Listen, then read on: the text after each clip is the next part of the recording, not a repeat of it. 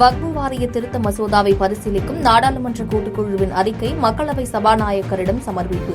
எதிர்க்கட்சிகளின் அதிருப்தி அறிக்கைகளும் ஒப்படைப்பு.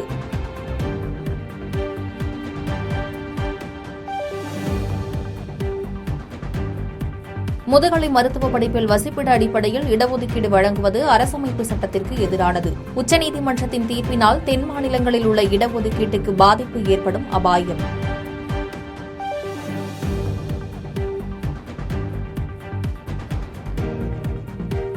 தமிழ்நாட்டில் 1200 முதுநிலை மருத்துவ இடங்கள் பறிபோகும் சூழல் ஏற்பட்டுள்ளதாக அமைச்சர் மா. சுப்பிரமணியன் பேட்டி.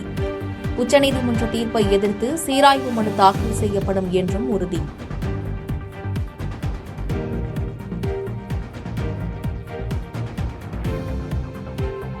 முதுநிலை மருத்துவ மாணவ சேர்க்கை தொடர்பான உச்சநீதிமன்ற தீர்ப்புக்கு எதிராக அரசியல் சட்ட திருத்தம் தேவை. பாமக நிறுவனர் ராமதாஸ் வலியுறுத்தல்.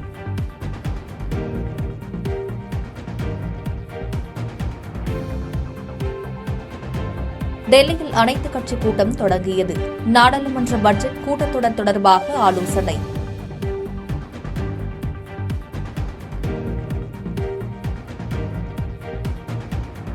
தியாகிகள் தினத்தை ஒட்டி திமுக தீண்டாமை உறுதிமொழி ஏற்ற முதலமைச்சர் மு. ஸ்டாலின்.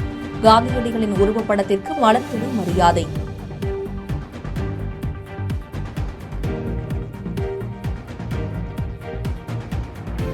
தமிழகம் முழுவதும் பல வழக்குகளில் காவல்துறையினர் உரிய காலத்திற்குள் குற்றப்பத்திரிகை தாக்கல் செய்வதில்லை என உயர்நீதிமன்றம் அதிருப்தி.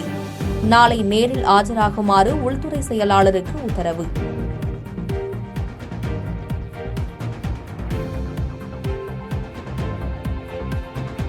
மதுரை திருமங்கலம் கொல்லம் நெடுஞ்சாலையில் சுரங்கப்பாதை அமைக்க கோரி மறியல் போராட்டம்.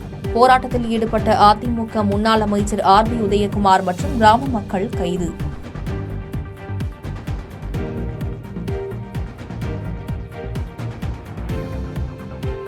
தமிழகத்திற்கு வரும் மத்திய அமைச்சர் அமித்ஷாவை கண்டித்து கருப்பு கொடி ஆர்ப்பாட்டம். காங்கிரஸ் மாநில தலைவர் செல்வ பெருந்தகை அறிவிப்பு.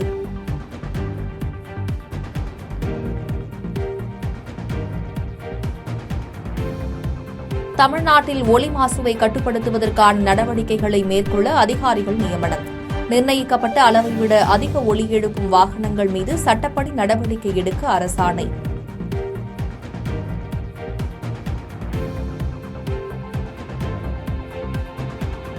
அமெரிக்காவில் பயணிகள் விமானம் மீது ஹெலிகாப்டர் மோதி பயங்கர விபத்து.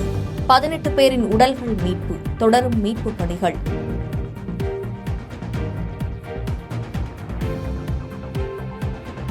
பாதகம் செய்பவரை கண்டால் நாம் பயம் கொள்ளலாகாது பாப்பா. மோதி மிதித்துவிடு பாப்பா, அவர் முகத்தில் உமிழ்ந்துவிடு பாப்பா. அண்மை செய்திகளை உடனுக்குடன் தெரிந்து கொள்ள இணைந்திருங்கள் எம் நாடு தொலைக்காட்சியுடன்.